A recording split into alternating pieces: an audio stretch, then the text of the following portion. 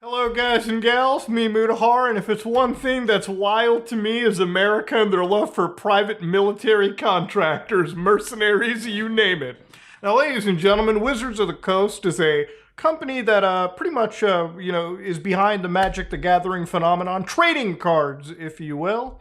Now, if you're not somebody that knows about Magic the Gathering, it's some serious money. We're talking millions upon millions of dollars. There are entire channels that serve as like proto investment guides for which card packs you should be investing into.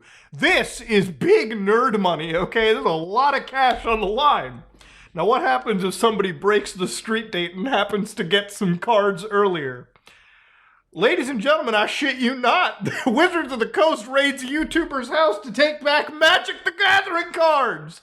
Yeah, what if I told you Wizards of the Coast sent mercenaries? Yeah, this is a mercenary outfit, the Pinkerton Detective Agency, to somebody's house because they happen to get a few cards a little bit earlier than May 12th, so to speak. Now, I kind of liken this to whenever I get games earlier. Like, whenever I get Resident Evil 4 a bit earlier than Street Date, it would be like if Capcom raided my house with the not the police force, but like a private military, a private security force to raid my house over getting a game slightly earlier. It would be fucking unhinged. Now, of course, being that this is the United States, I could almost imagine that they probably had to do this in a state where not everyone and their dog owned a gun. I can only imagine if this was done in like a real deep state where like anybody could whip out their 1911 and deal with people encroaching onto their property. Luckily in this case, nobody died. So, of course, Wizards of the Coast, one of the YouTubers in particular, for those of you who don't know, this is somebody known as Old School MTG. Now, they have 3,400 subscribers, not a massive channel, but they had to get rid of a lot of, videos. They had to get rid of videos covering this Magic the Gathering drop ever since the Pinkertons showed up. Now, the Pinkertons, if you've played Red Dead 2, or if you've done any form of, U.S. history, they were a real organization. They've been here since the 1850s, okay?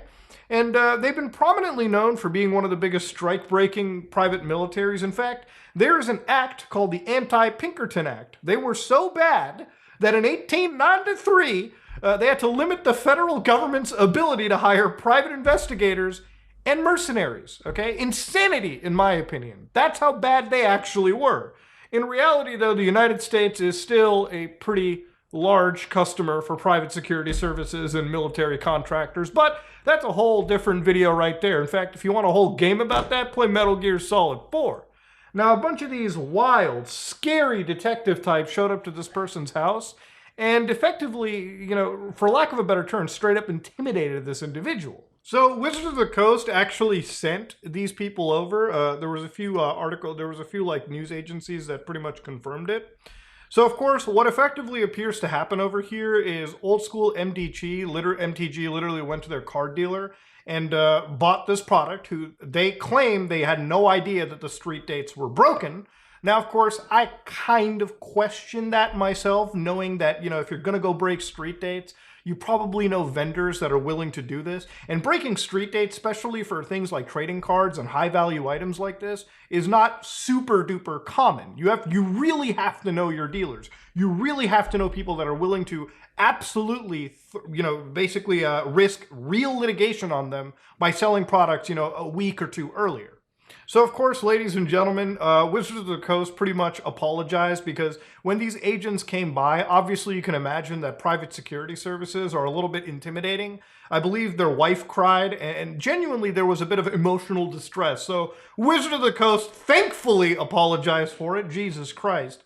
But it's insane that this actual situation had to actually happen in the first place. Again, I have real affinity to this myself, not because I'm like a Magic the Gathering nerd or I care so much about Wizards of the Coast, but as somebody that's happened to get a few games earlier than release, typically through friends, typically through, people that are in the industry.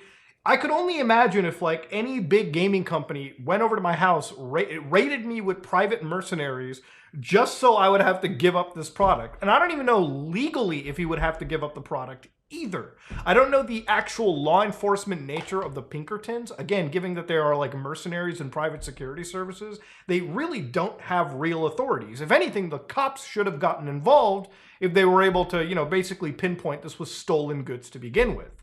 So yeah, it's a wild, wild scenario of one of the longest running private security mercenary groups in the country being sent by one of the most fucked up companies in the trading game Dungeons and Dragons sphere just to intimidate somebody that was very, very small time. Now, do I think that this person should get a bit out of it? Probably. They should at least be getting some booster packs, you know, a few cards here and there, maybe the whole goddamn set. But I can tell you right now, if the company that, you know, I was purchasing products for, that I was simping for, sent mercenaries to my house, bro, I don't give a fuck if you're Rockstar Games or Konami. I don't care if you make Metal Gear Solid or Grand Theft Auto. I would never, ever touch a product again from this company, given the insane response, you know, with complete lack of proportionality to the actual crime that is being committed over here.